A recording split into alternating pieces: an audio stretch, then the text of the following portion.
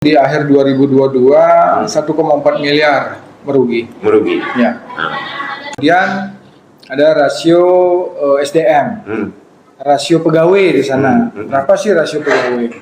Dan ini bisa nanti kita turunkan lagi. Sekarang rasionya kan 6,4. Untuk beban saat ini per tahunnya berapa? Setelah dilakukan pengurangan rasio SDM itu? Untuk beban keseluruhan? Ya. Untuk beban keseluruhan itu... Nggak, maksudnya khusus SDM saja? SDM itu 10 miliar. 10 miliar sekarang.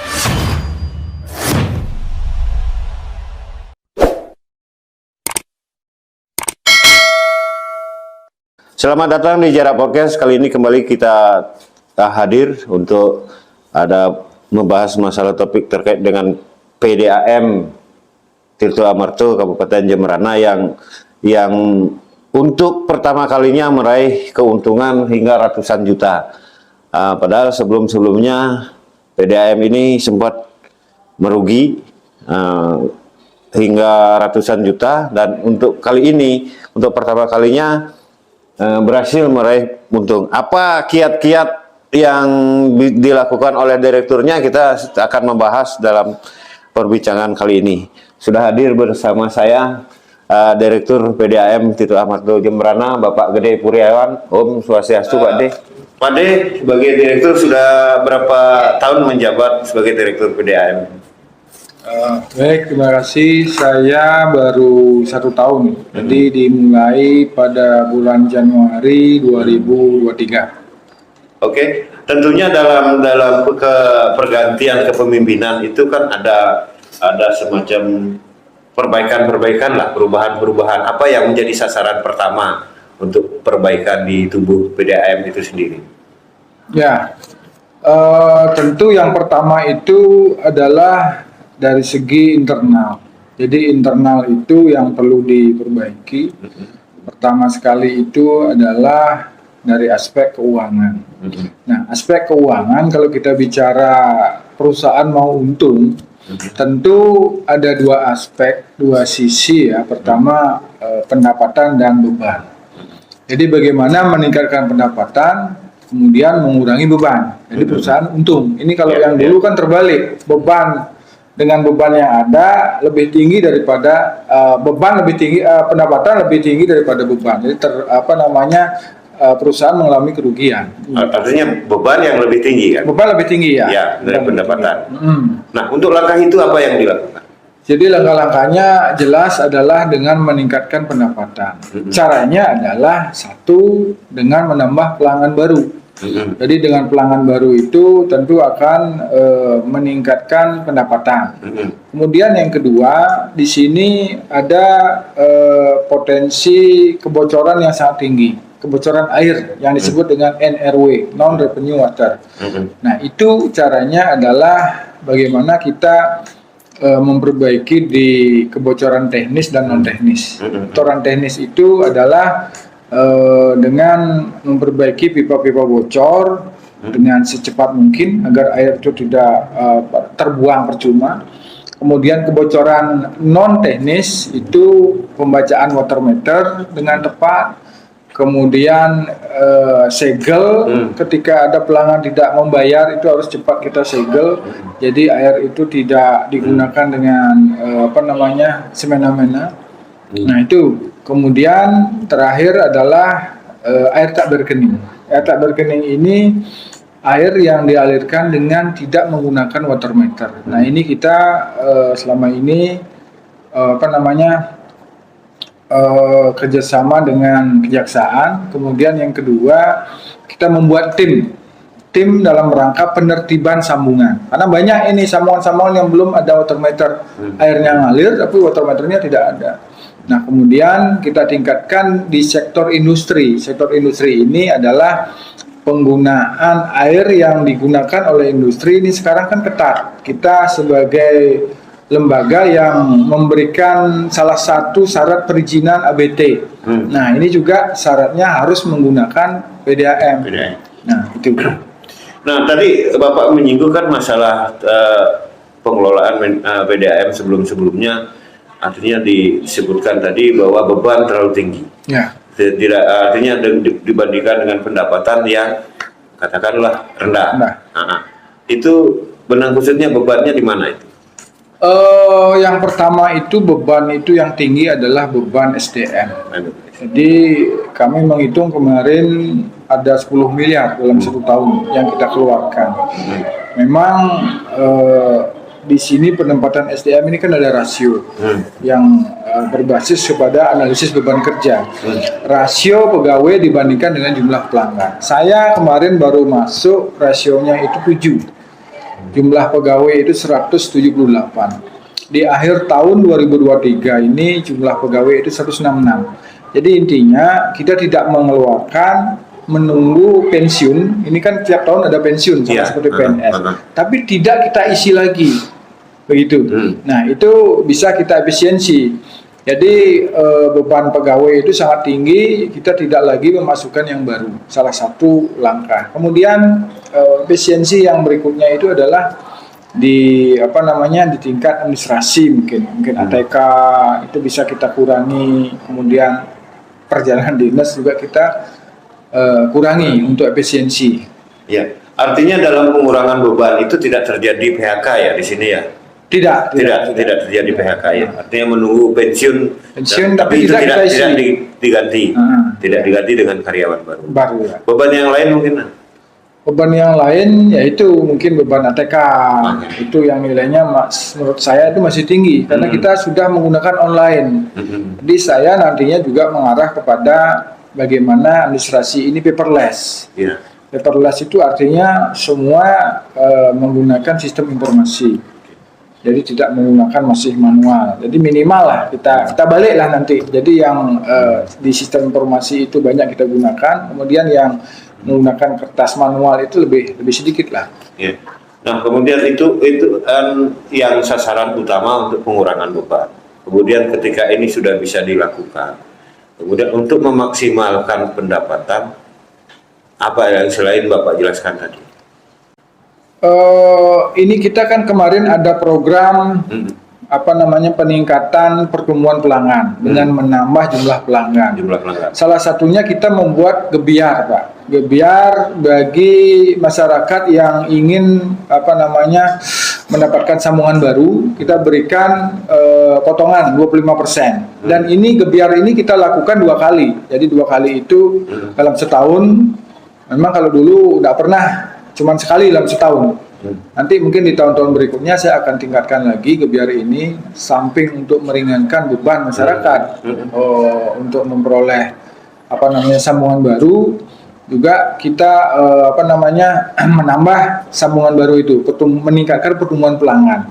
Nah kemarin itu ada pelanggan baru dalam 1 tahun ada 800 sekian. Kalau yang dulu-dulu itu paling 300 SR gitu. Sekarang sudah ada peningkatan karena itu potensi untuk meningkatkan pendapatan. Nah, kemudian apa untuk meningkatkan penghasilan itu termasuk dengan menaikkan tarif distribusinya? Ya sih kalau gampang kita bicara, kalau ingin untung ya jelas pasti tarif dinaikkan. Nah ini juga tergantung dari KPM. Memang kalau kita hitung dengan peraturan gubernur, tarif batas bawah dan tarif batas atas ya ada itu. Jadi kalau di Jembrano itu tarif batas bawah itu 10.000, kita masih 3.500. Semestinya masih bisa naik. Kita naikkan. Tergantung nanti kesepakatan dari KPM, kuasa pemilik modal dalam ini Bupati. Dan tentu kami juga tidak mau memberatkan masyarakat. Tapi kalau memang sudah harus dinaikkan dan pelayanan kami sudah bisa kita tingkatkan, ya kenapa tidak kita tingkatkan. Paling dalam satu rumah tangga itu naiknya lagi 2.000 sampai 5.000 per sambungan. Untuk saat ini tarifnya berapa yang diterapkan? Yang batas bawah itu 3.500 per meter kubik. Nah nanti kalau rencana mungkin sudah ada rencana untuk kenaikan? Itu nanti kita buat kajian.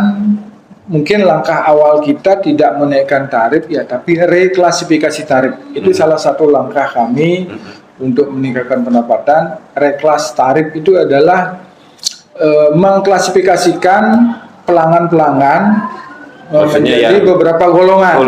Misalkan rumah yang tangga. kaya, rumah tangga agak kaya, lantai 2, kemudian jalan yang lebarnya sekian, atau yang indikatornya ya, listriknya mungkin yang 2.200. Nah, itu dia lebih tinggi tarifnya. Apakah dengan metode ini diperlukan sosialisasi dulu kepada pelanggan? Sosialisasi dan tentu ada pra-FS lah dan ada survei, dan kami menggandeng konsultan dalam hal ini.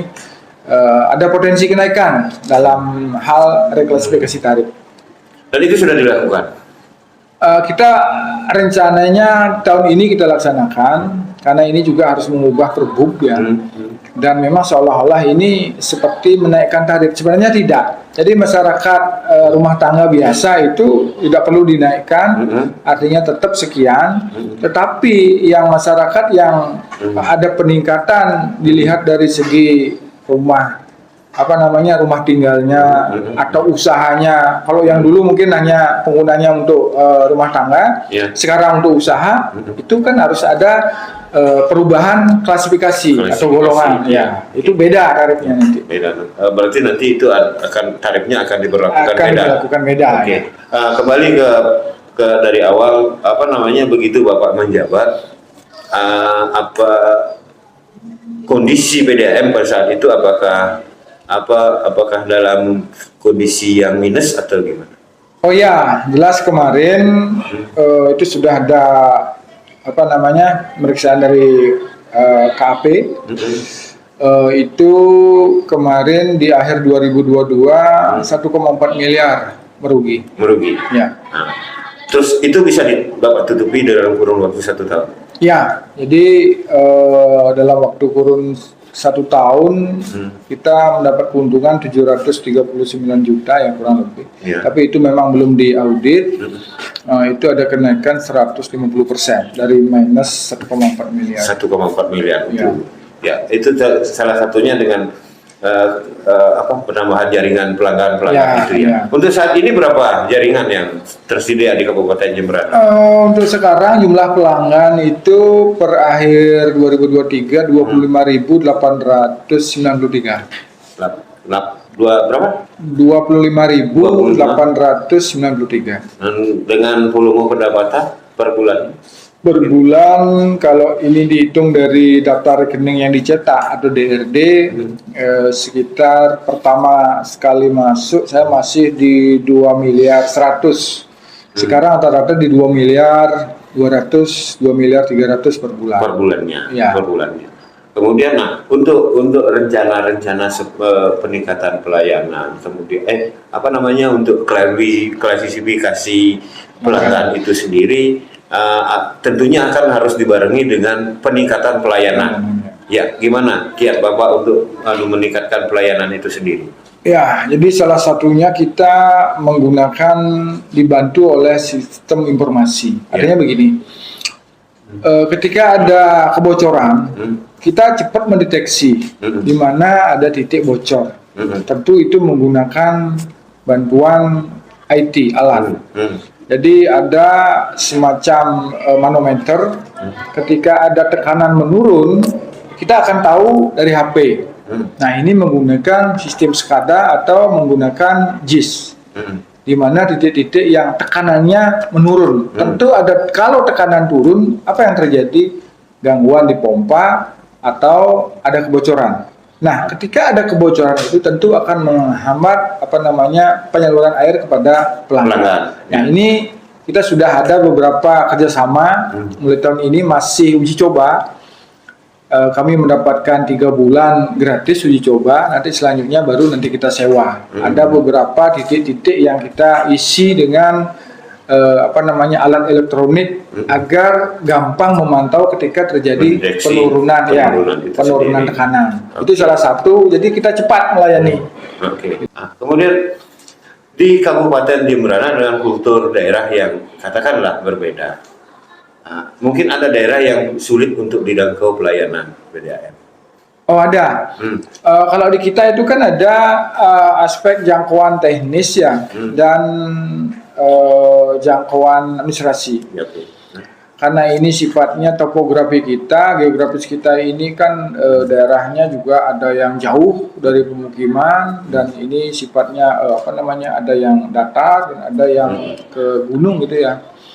Jadi ada yang belum bisa kita layani. Yang belum bisa kita layani itu kan ada mereka dilayani oleh Pamsimas dan kelompok-kelompok masyarakat.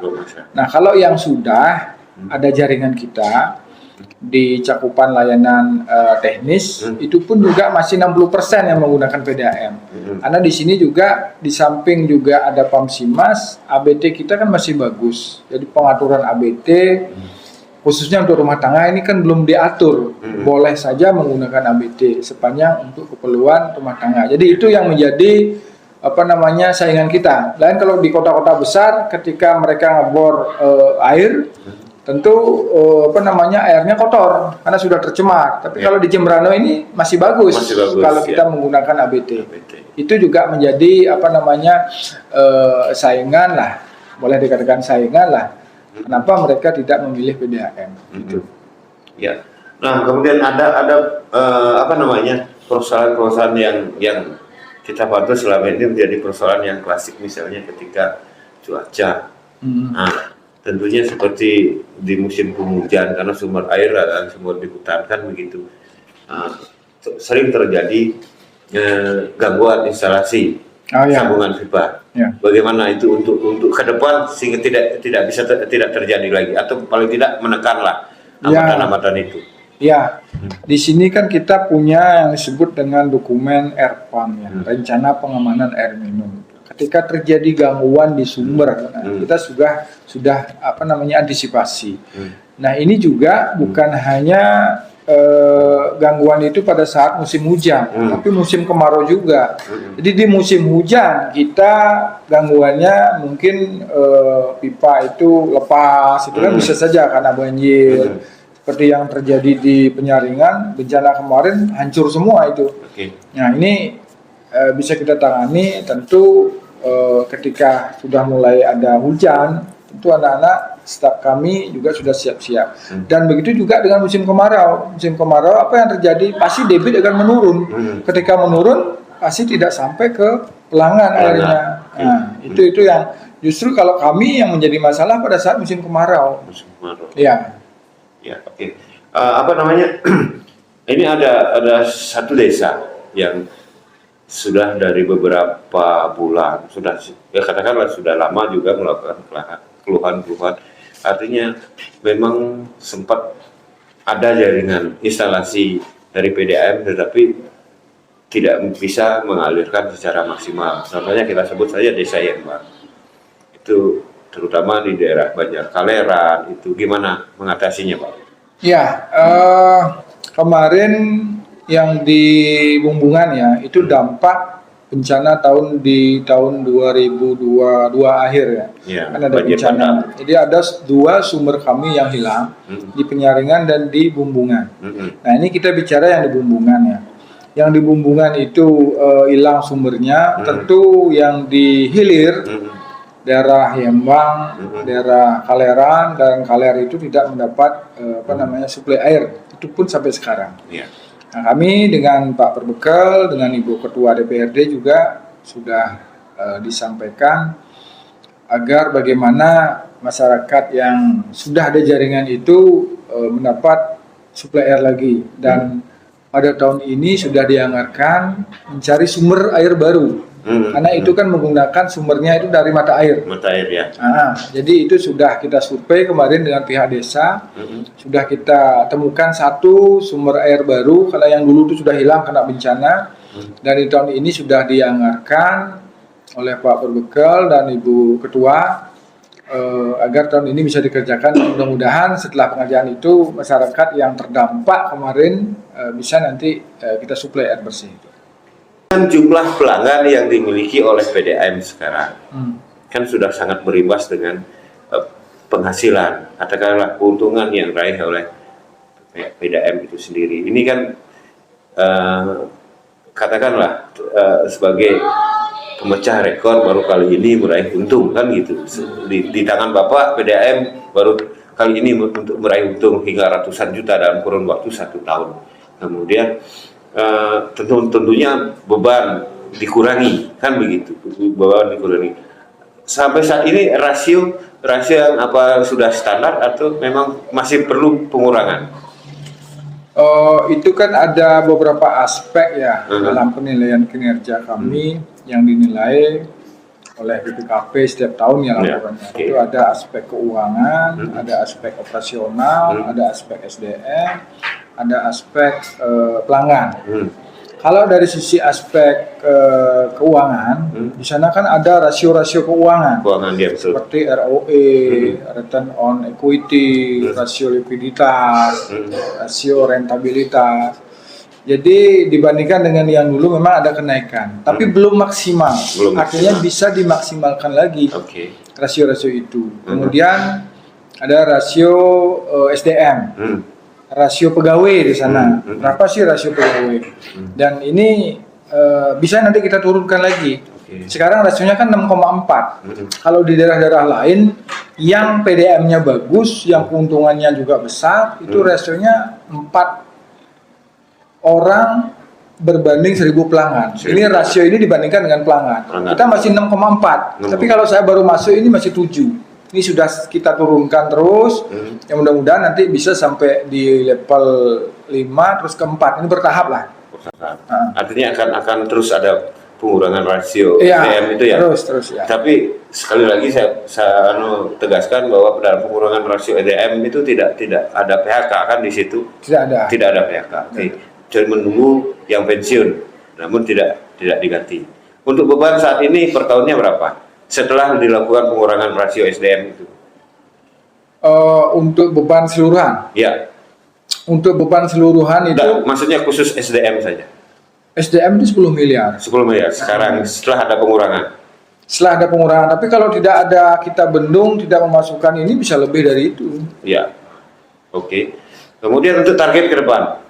Untuk target ke depan ya tentu seperti yang saya sampaikan tadi, mengikuti apa yang menjadi program pemerintah, karena di sini akan banyak di Jemberana ya, apalagi menuju Jemberana Emas tahun 2026, banyak proyek-proyek prestisius yang akan dibangun di Jemberana. Nah tentu kita sebagai perusahaan plat merah harus bersiap-siap di dalam rangka menyediakan fasilitas pendukung terhadap proyek-proyek tersebut. Contoh itu misalkan ada PPN, pengembangan PPN yang ada di pengembangan perikanan pelabuhan perikanan Nusantara. Dari Benua pindah ke sini, nanti ada ribuan kapal yang ada di sini. Nah tentu mereka akan butuh air bersih. Nah itu juga sudah kita mulai komunikasi dengan pihak pelabuhan agar nantinya menggunakan PDAM dalam pengelolaan pelabuhan itu. Kita bersiap-siap nanti untuk membangun satu pompa di sana, dekat-dekat sana lah. Nah, apakah nanti dengan pola kita menggunakan dana pemerintah, yang tentu dalam hal ini tidak menggunakan APBD, yang kita gunakan adalah dana pusat atau kita menggunakan pola KPBU, kerjasama pemerintah dengan badan usaha. Jadi ada pihak swasta yang kita ajak untuk bekerja sama. Nanti ada sharing profit di sana. Kemudian di Kutatan juga ada tempat, kemudian polo berkuda. Ini juga harus kita siapkan sumber daya air. Artinya lebih pintar membaca peluang ya. Iya, betul. Lebih pintar membaca peluang. Oke, dengan target dengan sistem klasifikasi pelanggan ini, kemudian dengan peluang-peluang yang akan ada ke depan, Bapak masang target berapa dengan keuntungan dalam tahun depan? Untuk tahun depan ya? Ya minimal samalah dengan tahun ini, minimal sama, dan mudah-mudahan nanti bisa. Yang jelas tidak minus lagi? Ya, yang jelas tidak minus lagi. Kita tunggu janji itu Pak. Ya, siap. Berarti dalam saat ini Bapak sudah memetakan potensi-potensi pemasukan yang akan bisa diambil di Kabupaten Jemberana ini. Sampai saat ini kira-kira berapa yang akan ditargetkan tahun depan untuk penambahan pelanggannya? Kami mempunyai target ya. Kita kan ada rencana bisnis yang disusun itu per 5 tahun. Kemudian tiap tahun kita ada RKAP sama seperti APBD itu tiap tahun kita susun. Itu atas persetujuan Dewan Pengawas dan KPM. Jadi di sana ada perencanaan dan tentu ada target di sana. Nah, target untuk pertemuan pelanggan yang baru itu kita per tahun 900 SR sambungan rumah. Itu target per tahun. Jadi per bulan itu kira-kira 75 per bulan ya. Ya, untuk sasaran perusahaan-perusahaan besar, misalnya seperti yang Bapak sebutkan tadi, apakah mampu nanti PDAM? Oh ya. Tidakkah mereka menggunakan ABT nanti? Ya, makanya kemarin dalam mengurus izin ABT khususnya untuk perusahaan-perusahaan itu kita sebagai salah satu penyedia dokumen pendukung di dalam mendapatkan izin ABT itu. Kita memberikan rekomendasi atau surat keterangan tentang ketersediaan air bersih dari PDAM. Nah, itu kita berikan. Kalau yang sudah ada jaringan, ya kita bertanya berapa kapasitas air yang digunakan.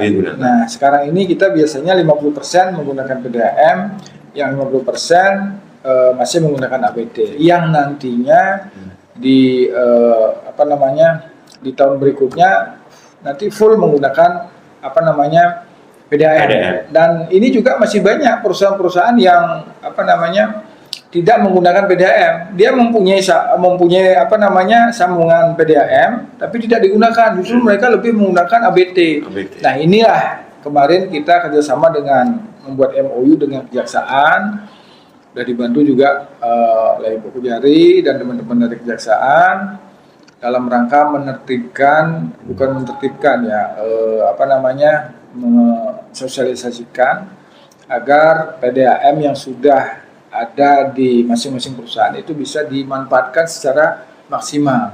Karena ini juga perusahaan plat merah tentu nanti larinya akan ke Pemda sendiri kalau ini mendapatkan satu keuntungan. Jadi kembali lagi ke Pemda untuk masyarakat. Ya itu pemberdayaan ekonomi lokal.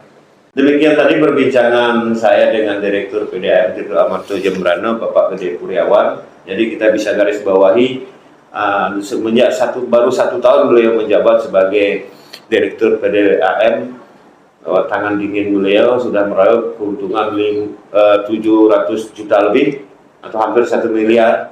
Jadi kuncinya adalah ternyata pengurangan beban pada beban administrasi, beban efisiensi termasuk efisiensi SDM. Namun demikian beliau menegaskan bahwa tidak ada semacam PHK, namun beliau hanya pengurangan beban itu berdasarkan dengan pegawai-pegawai yang pensiun.